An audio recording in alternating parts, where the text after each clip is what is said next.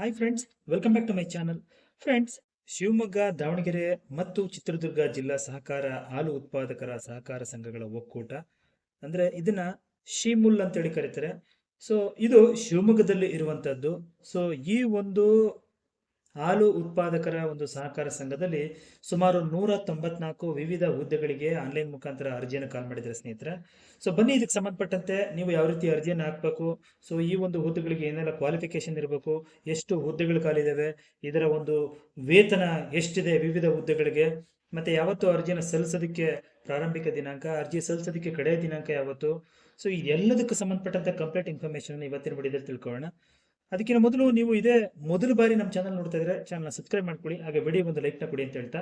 So friends, ನೀವು ಗೂಗಲ್ಗೆ ಹೋಗಿ shimul.com ಅಂತ ಹೊಡೆದ್ರೆ ಈ ಒಂದು ಶಿಮುಲ್ನ ಮೈನ್ ವೆಬ್ ಪೇಜ್ ಓಪನ್ ಆಗುತ್ತೆ. ಅಲ್ಲಿ ಹೋದ್ರೆ ನಿಮಗೆ ಶಿಮುಲ್ ರೆಕ್ರೂಟ್ಮೆಂಟ್ 2026 ಅಂತ ಹೊಡೆದ್ರೆ ಈ ಒಂದು ನೋಟಿಫಿಕೇಶನ್ ಸಿಗುತ್ತೆ. ಸೊ ನಾವು ಇಲ್ಲಿ ನೋಡ್ತಾ ಇರುವಂತದ್ದು ಅಧಿಕೃತವಾದಂತಹ ನೋಟಿಫಿಕೇಶನ್.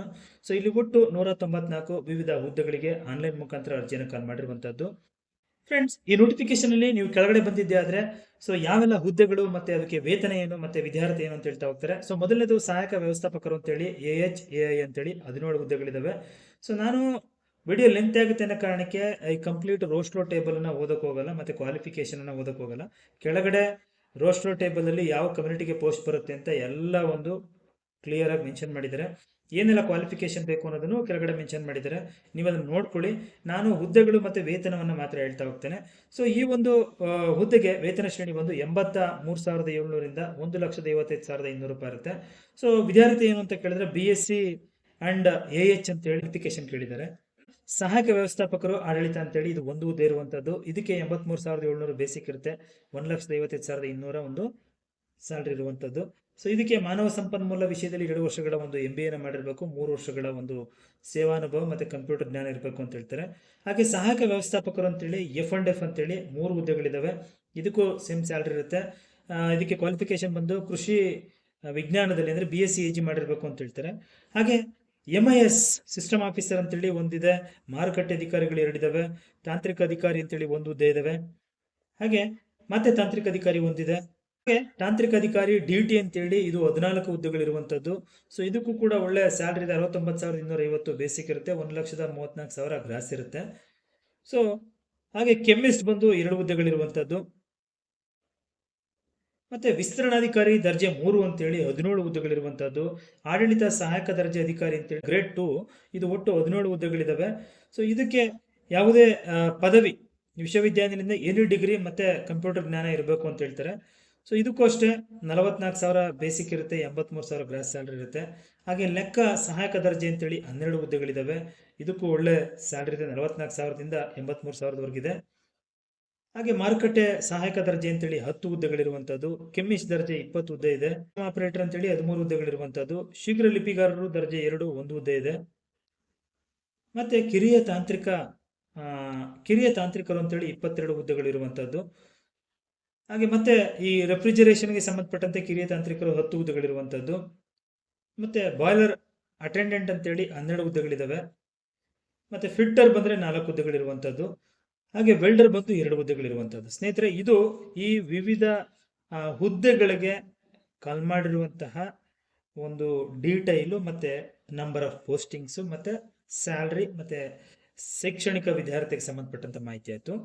ಸೊ ನಾವು ಈ ಹುದ್ದೆಗಳಿಗೆ ನಾನು ಆಗ್ಲೇ ಹೇಳ್ದಂಗೆ ನೀವು ಆನ್ಲೈನಲ್ಲೇ ಅರ್ಜಿ ಸಲ್ಲಿಸಬೇಕು, ಬೇರೆ ಯಾವ ಒಂದು ಆಫ್ಲೈನ್ ಅರ್ಜಿನ ಅಪ್ಲೈ ಮಾಡೋದಕ್ಕೆ ಅವಕಾಶ ಇಲ್ಲ. ಎಲ್ಲಿ ಅಂತ ಹೇಳಿದ್ರೆ ನೋಡಿ, ಇಲ್ಲಿ ನೋಡ್ತಾ ಇದ್ರೆ www.shimul.coop ಅಂತೇಳಿ ಅಲ್ಲೂ ಹೋದ್ರೆ ನಿಮ್ಗೆ ಎಲ್ಲ ಮಾಹಿತಿಗಳು ಸಿಗ್ತವೆ. ಸೊ ಅಭ್ಯರ್ಥಿಗಳು ನೀವು ಆನ್ಲೈನಲ್ಲಿ ನಿಮ್ಮ ದಾಖಲೆಗಳನ್ನು ಸಲ್ಲಿಸಬೇಕಾದ್ರೆ ನೀಟಾಗಿ ಸ್ಕ್ಯಾನ್ ಮಾಡಿ ಹಾಕಬೇಕು ಅಂತ ಹೇಳ್ತಾನೆ ಕಂಡೀಷನು. ಅರ್ಜಿ ಶುಲ್ಕ ಎಷ್ಟು ಅಂತ ಹೇಳಿದ್ರೆ ಕ್ಯಾಟಗರಿ SC ST ಅವ್ರಿಗೆ ಮತ್ತೆ ಕ್ಯಾಟಗರಿ 1 ಅವ್ರಿಗೆ 500 ರೂಪಾಯಿ ಇರುತ್ತೆ ಬ್ಯಾಂಕ್ ಶುಲ್ಕ, ಇದು ಪ್ರತ್ಯೇಕವಾಗಿರುತ್ತೆ. ಅದ್ರ ಜೊತೆಗೆ ಇತರೆ ವರ್ಗದ ಅಭ್ಯರ್ಥಿಗಳಿಗೆ 1,000 ಇರುತ್ತೆ, ಬ್ಯಾಂಕ್ ಶುಲ್ಕ ಸಪರೇಟ್ ಇರುತ್ತೆ. ಇದನ್ನು ಕೂಡ ಆನ್ಲೈನಲ್ಲೇ ನೀವು ಪೇ ಮಾಡಬೇಕಾಗಿರುತ್ತೆ ಸ್ನೇಹಿತರೆ. ಹಾಗೆ ಅರ್ಜಿ ಸಲ್ಲಿಸಲು ಪ್ರಾರಂಭಿಕ ದಿನಾಂಕ ಯಾವತ್ತು ಅಂತ ಕೇಳಿದ್ರೆ ನೋಡಿ, ಈಗ ಆಲ್ರೆಡಿ ಜೂನ್ 14ನೇ ತಾರೀಕಿಂದ ಸ್ಟಾರ್ಟ್ ಆಗಿದೆ.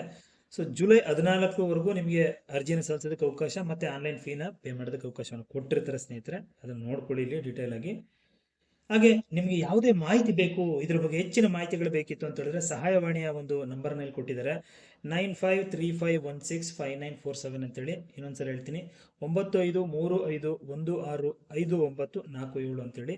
ಸೊ ಇದಕ್ಕೆ ನೀವು ಬೆಳಿಗ್ಗೆ 10 ಗಂಟೆಯಿಂದ ಸಂಜೆ 5 ಗಂಟೆವರೆಗೆ ಕಾಲ್ ಮಾಡಿ ಹೆಚ್ಚಿನ ಮಾಹಿತಿನ ಪಡ್ಕೋಬೋದಾಗಿರುತ್ತೆ ಸ್ನೇಹಿತರೆ. ಹಾಗೆ ಕೆಳಗೆ ಬಂದ್ರೆ ಒಂದಷ್ಟು ನೋಡಿ, ಈ ಏನು ನೀವು ರಿಸರ್ವೇಶನ್ ಅನ್ನ ಕೇಳ್ತೀರಾ ಅಂತ ಹೇಳಿದ್ರೆ, ಅಥವಾ ಕೆಲವೊಂದು ಏನು ಕ್ಲೈಮ್ ಮಾಡ್ಕೋತಿರೋ ರಿಸರ್ವೇಶನ್ ಅಂತ ಹೇಳಿದ್ರೆ ಅವುಗಳಿಗೆ ಸಂಬಂಧಪಟ್ಟಂತೆ ಮಾದರಿ ರಿಸರ್ವೇಶನ್ ಫಾರ್ಮ್ಗಳನ್ನ ಕೊಟ್ಟಿದ್ದಾರೆ. ಅದು ಕ್ಯಾಸ್ಟ್ ಆಗಿರ್ಬೋದು, ಇನ್ಕಮ್ ಆಗಿರ್ಬೋದು, ಮತ್ತೆ ಬೇರೆ ಇನ್ಯಾವುದೋ ಗ್ರಾಮೀಣ ಅಭ್ಯರ್ಥಿ, ಕನ್ನಡ ಅಭ್ಯರ್ಥಿ, ಇವುಗಳಿಗೆ ಒಂದು ಫಾರ್ಮೆಟ್ ಅನ್ನ ಕೊಟ್ಟಿದ್ದಾರೆ.